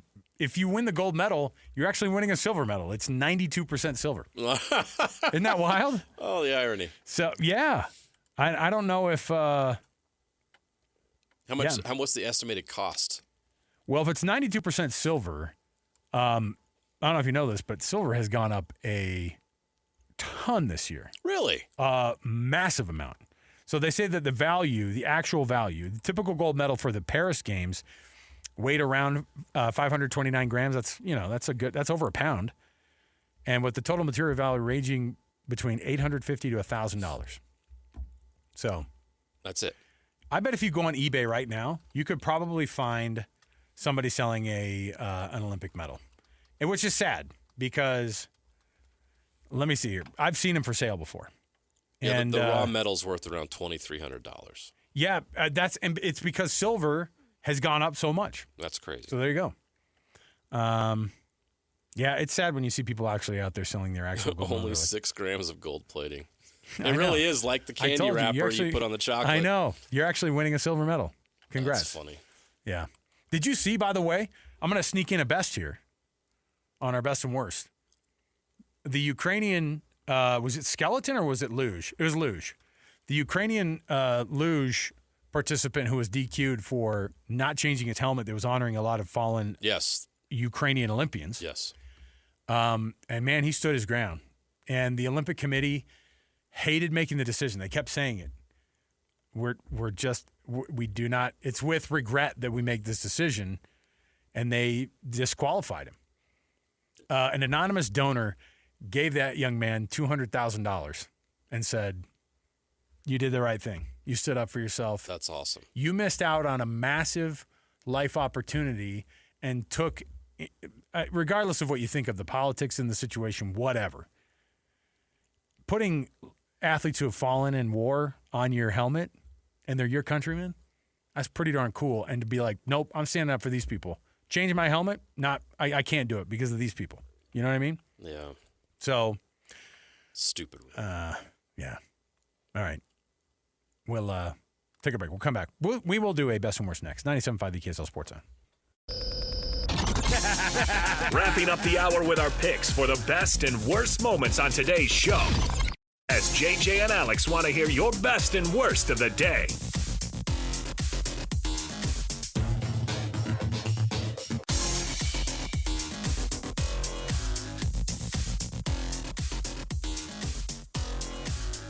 Welcome back, everybody. JJ and Alex, 97.5 KSL Sports Zone, last segment of the hour.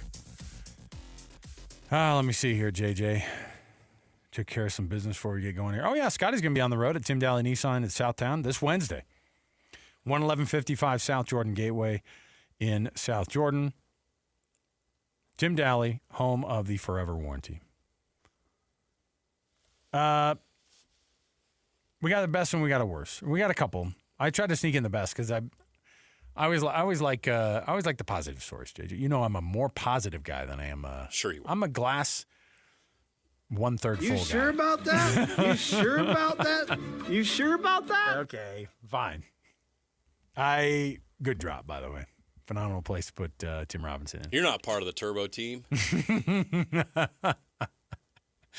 Oh my goodness! All I do is send JJ. I think you should leave clips over. That's the pretty weekend. much, if you looked at our entire It's our only text relationship exchange. It's great. just, I think you should leave clips. And it's all welcome. Okay, that's what I love. I look forward to it every day.